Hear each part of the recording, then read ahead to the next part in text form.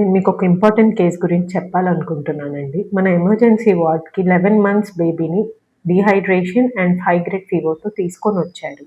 ఈ డీహైడ్రేషన్‌కి కాజ్ ఏంటి అంటే బేబీకి రిపీటెడ్‌గా మోషన్స్ అవ్వడం, అంటే డయేరియా అవుతుంది.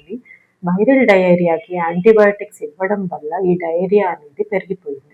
ఎప్పుడైతే మనం యాంటీబయోటిక్స్ ఆపేసి బేబీకి ప్రాపర్‌గా ప్రోబయోటిక్స్ ఇచ్చి డీహైడ్రేషన్‌ని కరెక్ట్ చేశామో బేబీ 2 డేస్‌లో రికవరీ అయ్యి ఇంటికి కూడా వెళ్ళారు. మేము గిద్దలూరు నుండి వచ్చాము. మా పిల్లలకి వచ్చేసి బాగా ఎమర్జెన్సీ అయ్యి ఉండే. ఎంఎస్ హాస్పిటల్ ఒంగోలు వచ్చాము.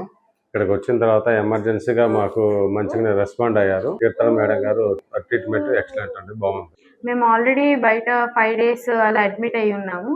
అక్కడ మాకు తగ్గలేదని చెప్పి ఇక్కడికి ఎమర్జెన్సీ కింద గిద్దలూరు నుంచి ఒంగోలు రమేష్ హాస్పిటల్కి వచ్చాము. ఆల్రెడీ 102, 103 ఫీవర్ దాకా ఉన్నది. ఇక్కడికి వచ్చాక మేడం ఎమ్మటే ఎమర్జెన్సీ కింద తీసుకొని చెకప్ చేశారు. తర్వాత ఇక్కడికి వచ్చిన వెంటనే ఫీవర్ అయితే తగ్గిపోయింది.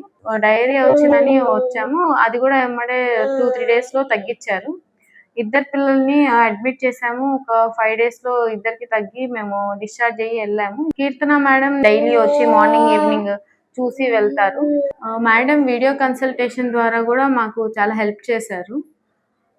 ప్రెసెంట్ అయితే ఇద్దరు పిల్లలకి హెల్త్ ఇష్యూస్ ఏం లేవు, తగ్గాయి. కీర్తన మేడం కి నెక్స్ట్ రమేష్ హాస్పిటల్ ఒంగోలు చాలా థ్యాంక్స్. మేడం వల్ల ప్రెసెంట్ అయితే మేమేం ఇష్యూస్ లేకుండా హ్యాపీగా వెళ్తున్నాం. ఇక్కడ మనం ఇంపార్టెంట్‌గా తెలుసుకోవాల్సింది ఏంటి? ప్రతి ఫీవర్‌కి, ప్రతి డయేరియాకి యాంటీబయోటిక్స్ అనేది అవసరం లేదు.